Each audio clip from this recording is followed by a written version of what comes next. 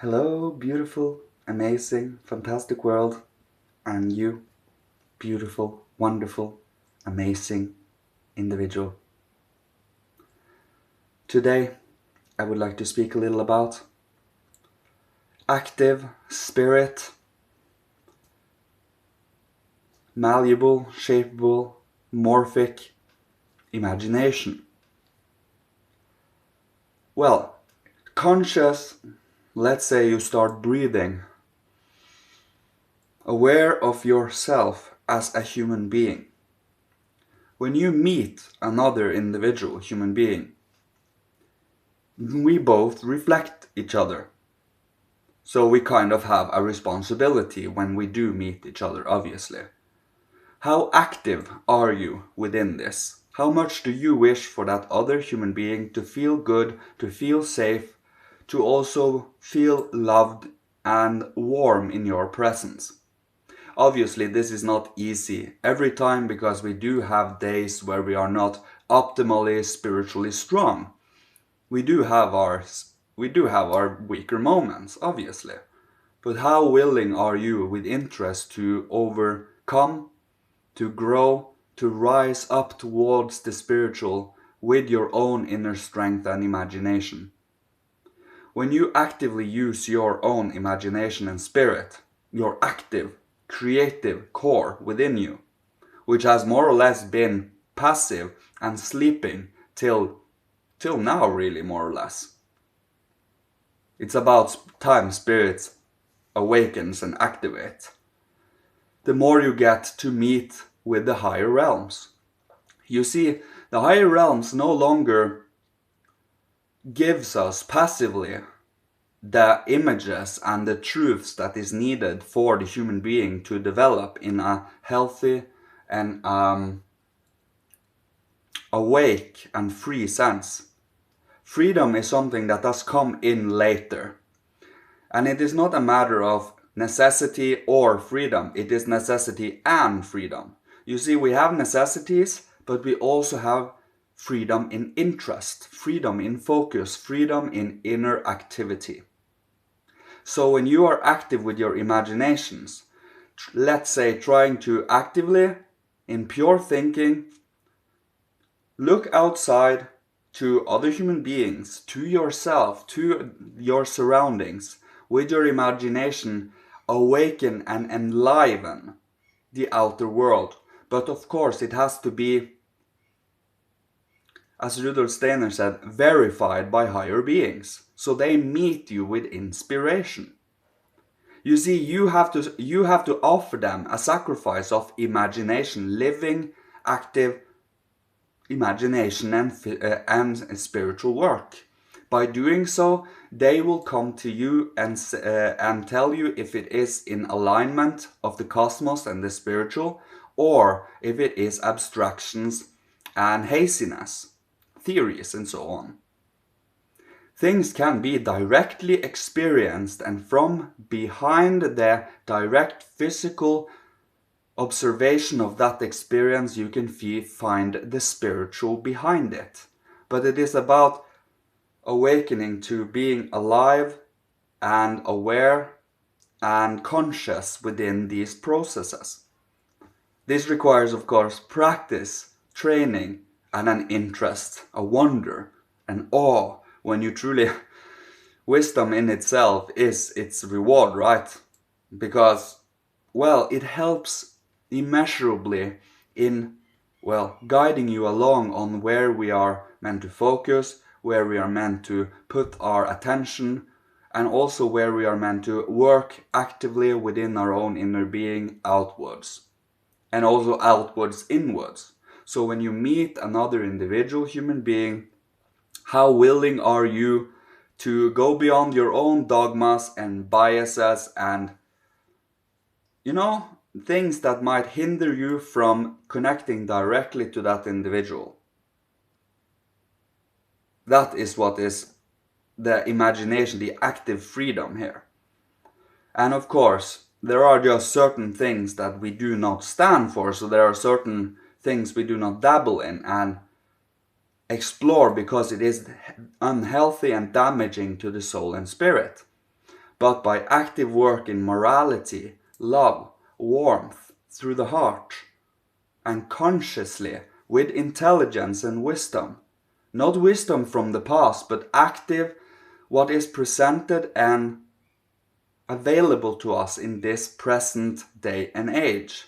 We should stop looking for the truth in the past, because the past is here now, but there are new things coming in this present incarnation. And from this availability of consciousness and understanding and comprehension of the world, active imagination now is required. There is something that wish to come out like a flower under the concrete, wanting to press out through the concrete and come up. That is the picture here. Many are below the concrete, and many try to sprout out of the concrete and become active within the sun sphere, feeling that warmth and being alive, clear, here, like you are now when you listen to me. When you listen to me now, I reflect something to you. I reflect something within you. Every time you meet an individual human being, they do the same. Is it something that reflects a pain in you? Is it something that reflects a joy in you? Or something comfortable and warm? That is how we verify what types of inner impulses that comes out of both ourselves and the other human being. But we are more interested in what comes out of ourselves than of the other human being, especially when it comes to negative things. It is not that we are fully self-serving and self-egotistic here. This is about adjusting ourselves, so when something negative comes out, then we can readjust, clear, transform in activity, in freedom, these, so that we can in more effective and also in more alive sense meet human beings again. Don't get me wrong here, that was just an example. We are fully interested in what the other human being has to say. If nothing else, we wish to put ourselves aside a little so we can absorb what that person has to say, what that person has to express. Because when you are awake, listening, you allow them space to come out of their core. Oh, how many times I've experienced that, and it is some of the most amazingly sublime experiences. When you see that a human being feels safe and sound and wish to speak about whatever interest comes up in the moment, that is creation. It is not a presupposed, pre-planned conversation or dialogue that has just been planned out in earlier. No, it is something active that comes out now. Just like I am doing now, because that is what I practice. I practice what I speak is active imagination coming out in language. But I am also looking for and being active within my own imagination when I speak, or else I wouldn't be having any thread to speak about except abstractions. So your imagination is invaluable in this. But your spirit needs to be active. You cannot passively sit and say, give me imaginations, and then you just sit there and waiting for it to come. That is not the way it works anymore. Now we have to work, strive upwards towards the inspiration. The more we develop our being, soul, body, spirit, the more we can meet the higher realms with consciousness, awareness. Not in a hazy mediumship, not in a hazy trance, but actively, consciously. Faith enlightened by knowledge, and faith becomes strengthened by it. But it is not a crystallized dogmatic knowledge. It is an active, flowing, metamorphic, flexible knowledge that can meet any individual human being when the opportunity presents itself. Because you have something to learn through karmic lessons, through destined meetings, and so on. It is all about how awake and flexible are you to it, and at the same time holding to certain values and moralities, warmth. So we stick to the inner strength, the soulful, and the spiritually active. Being active in freedom is what is asked of us today. To use your freedom, spirit, and imagination. Imagination is not fantasy. Imagination is literally active, alive spiritual realities. And it is about how willing are you to truly connect the higher realms to your imagination through inspiration. Imagination is your spirit using your pure thinking. And inspiration comes from outside, from the spiritual realms towards you. And imagination and inspiration meets at a certain point when you have developed it thoroughly enough. This takes a lot of time. It takes dedication. But it is so worth it, because it is something that is asked of us today. So I think I will leave you with this. I will come more into more of these topics later, of course, but I thought that I would just give you this one today. May Father, Holy Spirit, Christ, my God, ancient masters of all, ancestors from every incarnation, the Godhead, Seraphim, Cherubim, Thrones, Kyriadetes, Dynamis, Exousiae, Archai, Archangeloi, Angeloi, bless, protect, guide, and love you, and may you find their active sphere of dominion and regulation and activity directly experienced in real time here and now. It requires imagination.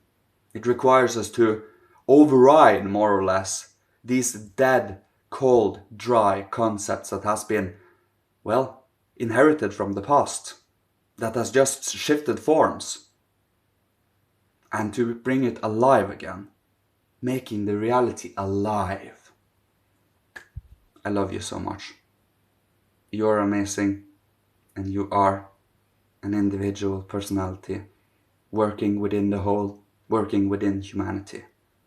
So, be active, be loving, with freedom, of course. We are not dogmatic. Dogma means taking a picture of a tree when you can take 4 pictures of a tree from 4 different angles and you only see one angle. One-sidedness, that is dogma. There are so many ways to see this reality. And I've explained it before. 12 cosmic worldviews, 7 soul moods, and 3 tones.